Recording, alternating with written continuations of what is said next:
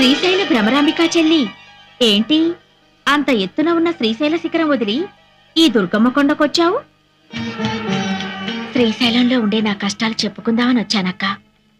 ఇంతలో నీ ముక్కు పుడకపోయిందని విన్నాను. పోలేదు. మరి గుళ్ళోనే ఉంది. గుళ్ళోనే ఉందా? కృష్ణవేణి చెల్లి నా ముక్కు పుడక అందుకోవాలని ఉరకలేస్తుంది. అది జరిగితే ప్రళయం వస్తుందిగా, అందుకని నేనే తీసేశాను. ఎక్కడుంది?